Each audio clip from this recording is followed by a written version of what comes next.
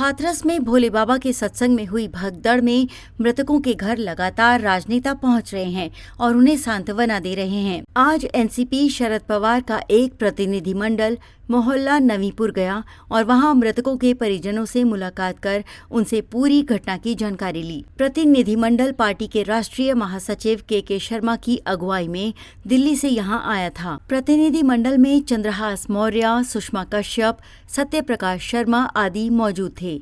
इन लोगों ने पीड़ित परिवारों से विस्तार से जानकारी हासिल की और हर संभव मदद का आश्वासन दिया।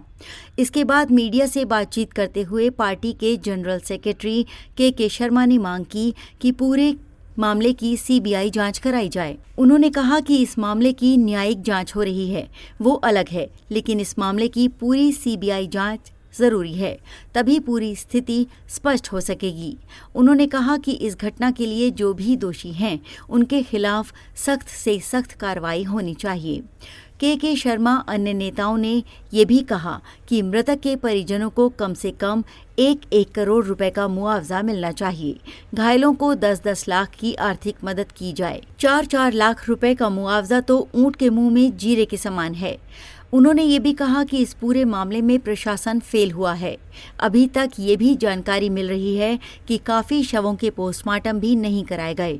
ऐसे मृतकों को भी चिन्हित किया जाए। उनके परिवार के लोगों को भी मुआवजा मिलना चाहिए।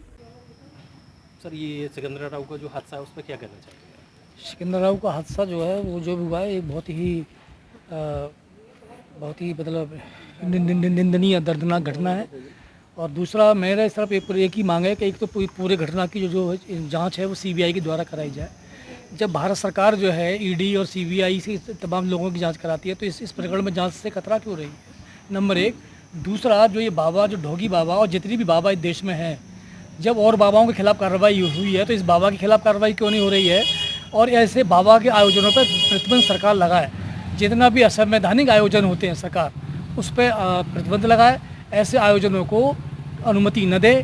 जबकि प्रशासन ने इस आयोजन को जो परमिशन दी थी उसमें उचित व्यवस्था नहीं की गई। 80,000 की परमिशन दी, लेकिन उसमें 40 लोग कर्मचारी लगाए गए। तो ये कहाँ का औचित्य बनता है इस तरीके से? तो मेरी सब एक ही मांग है कि इस घटना को गंभीरता से जांच करे और जहाँ भी जो भी दोषी पाए जाते हैं, चाहे वो सरकार में हैं, चाहे वो प्रशासन में हैं, चाहे वो किसी में भी हैं, चाहे वो उसमें बाबा है, उनके सब के खिलाफ कड़ी कार्रवाई की जाए। दोषियों को कड़ी से कड़ी सख्त से सख्त सजा दी जाए, ये मेरी मांग है। क्योंकि मैं इस समाज का हूँ, ये लोग मेरे समाज के लोग मरे हैं, SC ST OBC मरे हैं। तो ऐसे आयोजनों पर सरकार प्रतिबंध लगाए, इतना मैं कहना चाहती हूँ। जैसे कि हमारे महाराष्ट्र के अंदर पवार साहब ने अंधविश्वास कानून बनाया है कि इस तरह के कार्यक्रमों के ऊपर रोक लगे। ये बाबा आखंड पाखंडी जो ये चलते हैं, इन सब चीज़ों के ऊपर रोक लगे। तो इस तरह का कानून सभी प्रदेशों के अंदर बनना चाहिए। और अभी जिस तरह से यहाँ की हालत है तो इसको देखते हुए तो खास करके पहले यहाँ बनना चाहिए।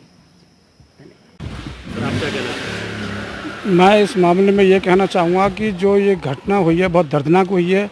जो लोग मारे गए हैं इस घटना में, उनके प्रति हम संवेदना व्यक्त करते हैं। साथ ही साथ सरकार से ये भी मांग करते हैं कि जो प्रशासन और जो प्रबंधन बाबा का जो था उस पर निगरानी रखी जाए, उसको देख रेख की जाए, उसकी जांच की जाए।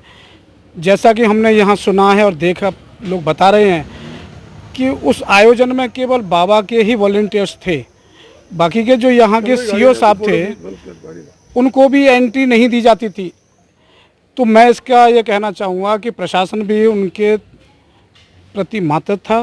प्रशासन को गंभीरता से लेना चाहिए कि ऐसे बाबा के ढोंगी बाबाओं को जल्द से जल्द गिरफ्तार कर जेल पहुंचाया जाए ताकि और लोगों को भी सबक मिल सके। दूसरा, जो SIT ने उन लोगों को क्लीन चिट दी है उसकी भी जांच हो और CBI से जांच हो। हम मांग करते हैं सरकार से कि जो पीड़ित लोग हैं जिनकी दर्दनाक मौत हुई है उनको 1 करोड़ रुपये दिया जाए और घायलों को 10 लाख रुपये दिया जाए। सर, अभी आप पीड़ितों से मिले थे, क्या बोला? देखिए, पीड़ितों से मिले, उनकी व्यथा जो है वो असीमित है, उसका कोई वो नहीं है सीमा। चूँकि उनके माँ गई है जिसने उनको पैदा किया, और एक जगह तो बताया कि वो उनका रोज़गार भी उन्हीं की वजह से था। और काफ़ी लोग हैं तो जो भारत सरकार के द्वारा और उत्तर प्रदेश सरकार के द्वारा जो 2-2 लाख रुपए उनको जो मुआवजा दिया गया है, ये हमारे विचार से बहुत कम है और हमारे सभी साथियों ने मिल करके मांग की है कि 1 करोड़ रुपया मिनिमम मुआवजा दिया जाए और घायल जो लोग हैं उनको 10-10 लाख रुपए दिए जाए। और कोई मांग है?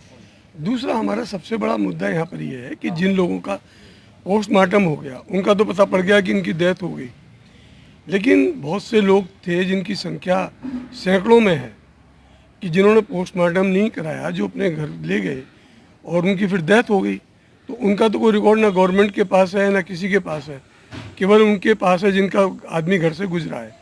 तो हमारा ये कहना है कि उसकी भी विस्तृत जांच की जाए और हमने अपनी जो यूनिट्स हैं जिलों की और उसको भी कहा भी पता लगाएं कहाँ कहाँ किसके साथ हादसा हुआ, ताकि उनको भी मुआवजा और उनकी भी मदद की जा सके, उनको भी इंसाफ दिया जा सके।